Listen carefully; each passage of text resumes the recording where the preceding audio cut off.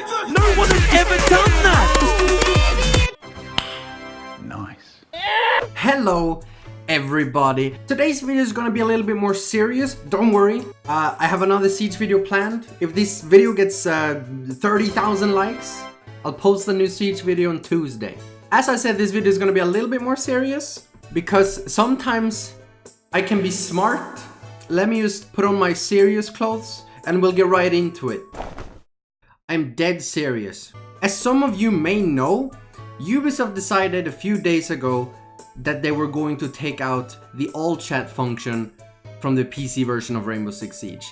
I know it doesn't affect you guys on console, don't worry, you will still be part of this video. We'll get to that later. And a small disclaimer, Ubisoft did reverse the decision, but they have talked about that they want to implement something similar in the future. I just wanted to sort of take this video to talk about it, but also to try and help make sure that Siege makes the right move when they do implement what they want to do.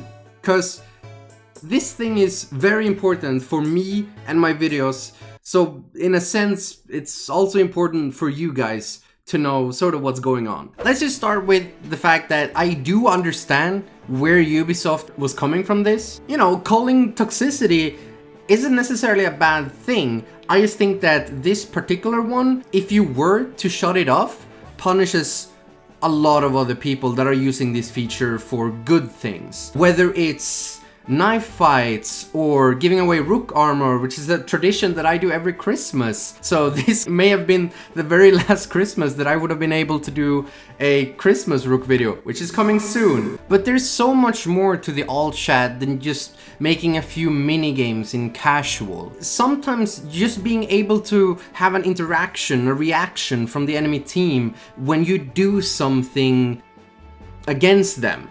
I mean, for myself, whenever I hit them with a meme strat, I love getting their reaction from them. Nadia! Whether it's a good reaction when they're commending me for it, or a salty reaction that I still find funny. If someone loses their shit because I completely own them with one of the worst characters in the game, I enjoy that, despite their toxicity. And this is something that you've seen in both my videos, but also a lot of other videos throughout the years before Siege was even popular. Salty reactions are its own genre of content on YouTube.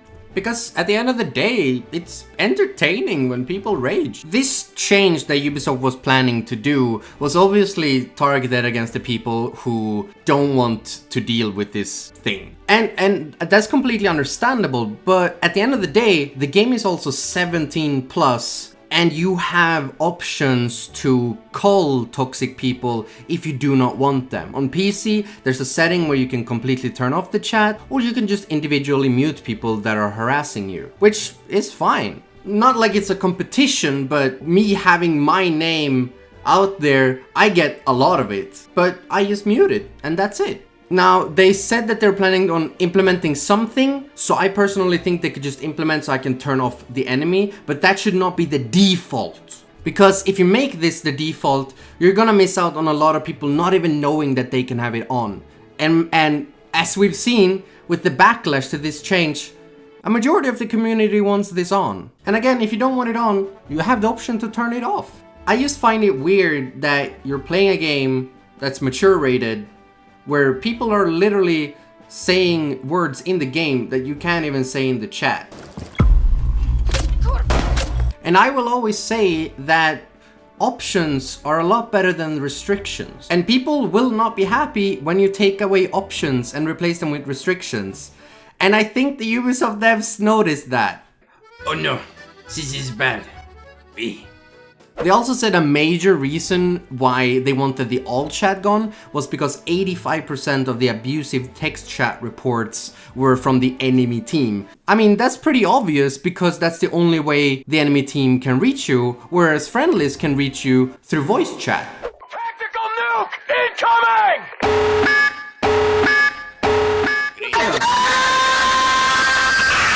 Holy shit!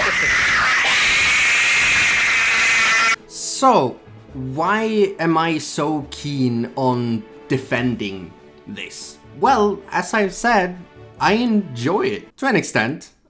Maybe we should have something limiting volume a little bit, but besides that, I find this enjoyable. This is what makes multiplayer games enjoyable for me. I also see this kind of as a warning sign, because I feel like this could be a slippery slope to even more reduced social interaction in multiplayer games as a whole. I mean, it's not just Siege. We've seen player interaction get reduced in a number of popular games. One of the key ones being World of Warcraft, who just now saw WoW Classic get re-released. And one of the things that make WoW Classic so much better than retail is that players are actually interacting with each other.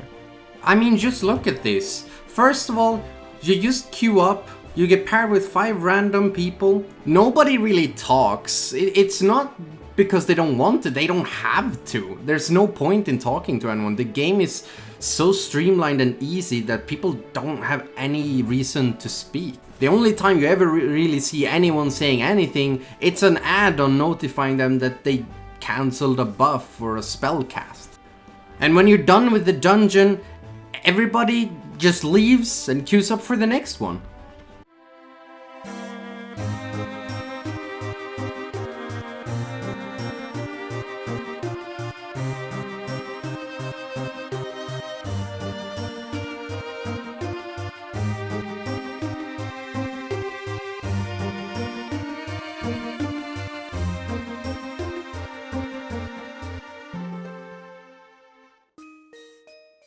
But on Classic it's completely different. People are social, people say hi to you. You actually have to find a squad that you're comfortable going on to a dungeon with. And when you're in the dungeon, you actually have to communicate. It's hard, but it's better when it's hard. That's gonna be taken out of context. Because it actually makes you talk. We play multiplayer games to play with others and play against others. I mean, feel free to disagree, but the best multiplayer games out there are the ones where we get to socialize with other people. Sir? Sir, what are you doing, sir? Come on, sir, come here, sir. Come, sir, let's have a talk, sir. Come, sir. No. Come here, sir. Oh, sorry. In front of the taxi, sir! The taxis, don't have the taxi away from me, sir. Alright, now give me your pants. That's good. Give me his pants. Good. Now give me your other pants. Give me the pants! A good example of a game that got ruined because the devs did so many anti-toxicity measures is Fallout 76. Fallout 76 essentially had consensual PvP, completely removing any sort of options to create rivalries and stories with the people in a multiplayer game that you're playing with. The most hilarious part about this is Rust, the game that Fallout 76 took a lot of inspiration from, has embraced this and again create its own community where people can create content out of it, create stories, create rivalries. That's what makes it fun. It makes it more intense. And again, if you don't want to play that, you have the option to go on a non-PvP server. Options over restrictions. And in my opinion, when games allow you to socialize, they just become better. I'm not saying that single player games are bad, but if a single player game allows co-op, like Far Cry 5, it instantly becomes 10 times much more enjoyable to play for me. I don't think we want to touch that water. You sure? Ah! Okay, you're right. In the end, I'm not really super worried. The Rainbow Six Siege devs have shown numerous times that they know what they're doing and they work close to the community. But I think it's always good to voice your opinion in a constructive manner, especially about Siege, because Siege is by far the best multiplayer game out there. It is absolutely amazing, and I want to make sure that it stays on track to be the absolute best multiplayer game that it is.